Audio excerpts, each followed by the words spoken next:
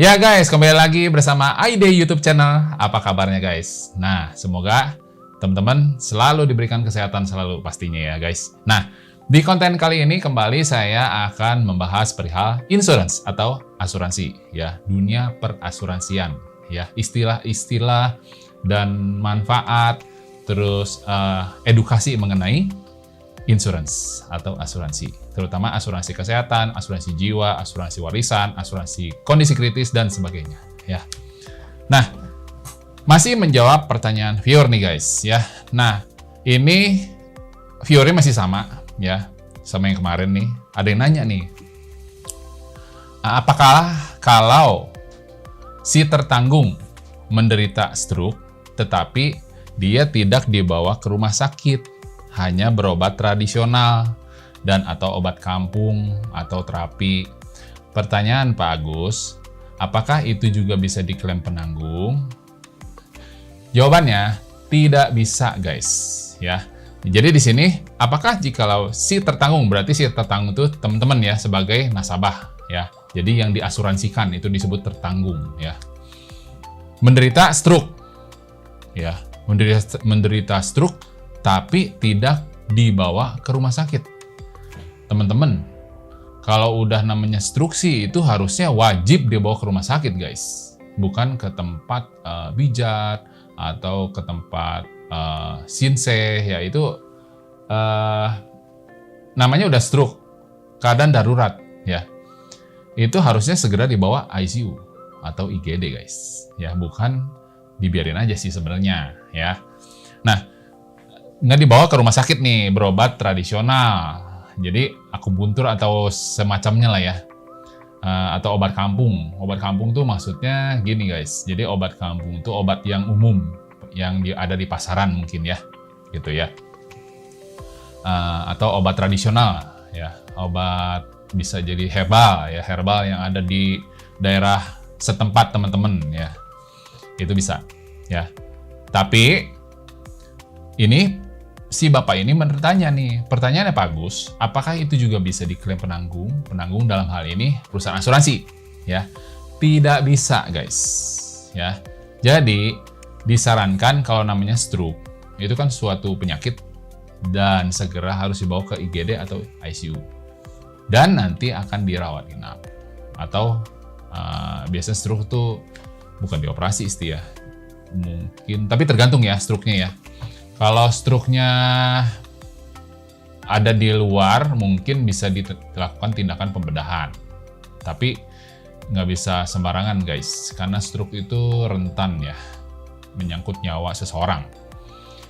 Jadi jawabannya Pak, tidak bisa guys. Ya, tidak bisa Pak. Jadi harus segera dirawat inap ya, dan harus sifatnya rawat inap guys ya. Jadi pertanyaan Bapak mudah-mudahan terjawab ya Pak ya. Jadi dari Pak siapa nih? Bolu Hasian Hutasoid. Nah ya.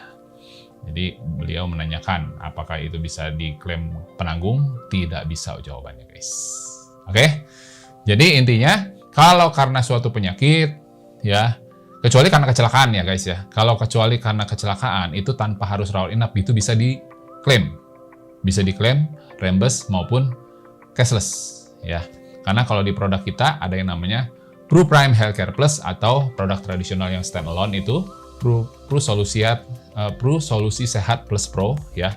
Itu bisa cashless guys kalau untuk kecelakaan ya. Ada beberapa yang bisa cashless. Nah, tapi kalau untuk penyakit, stroke kan penyakit, suatu penyakit, itu harus rawat inap minimal 1 kali 24 jam guys. Baik kartu Pru Prime Healthcare Plus maupun Pru Solusi Sehat Saver, Pru Solusi Sehat Plus Pro, Solusi Sehat Saver, Pru Solusi Sehat Plus Pro, produk tradisional yang stand alone, berdiri sendiri. Itu harus rawat inap minimal 1 kali 24 jam. Ya. Gitu guys. Oke.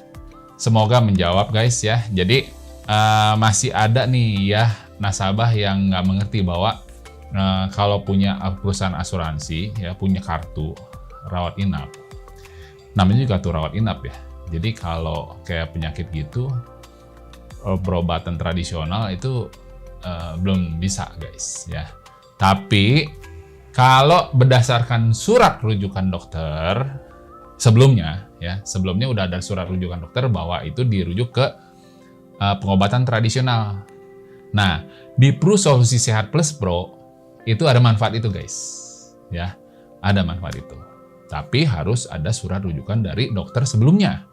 Bukan teman-teman, wah stroke nih, udah aja bawa ke Sinseh atau bawa ke pengobatan tradisional. Nanti diklaim ke perusahaan asuransi. Nggak bisa guys, nggak bisa gitu. Oke, semoga menjawab ya Pak Bolu Hasian Hutasoir ya. Kiranya pertanyaan Bapak semoga menjawab. Nanti kalau ada pertanyaan lagi, nanti kita akan bahas di konten ini langsung biar teman-teman bisa lebih jelas lagi. Jadi nggak bingung nih ya kalau diketik, kadang-kadang ada yang komen, Pak maksudnya gimana, masih ada yang nanya tuh. Nah ini saya buat kontennya langsung. Oke guys, demikian ya info singkat dan penjelasan mengenai sesi menjawab pertanyaan viewer ya. Jika teman-teman ada pertanyaan lagi, silakan chat di kolom komentar ya di video ini boleh ya. Dan buat yang teman-teman yang baru nonton konten ini, jangan lupa ya klik like, komen, dan subscribe. Dan jangan lupa juga aktifkan tombol loncengnya, keliling-keliling, nah ya supaya teman-teman ternotifikasi setiap ada konten-konten update terbaru dari AID YouTube channel guys. Oke guys, sampai jumpa di video selanjutnya. Bye!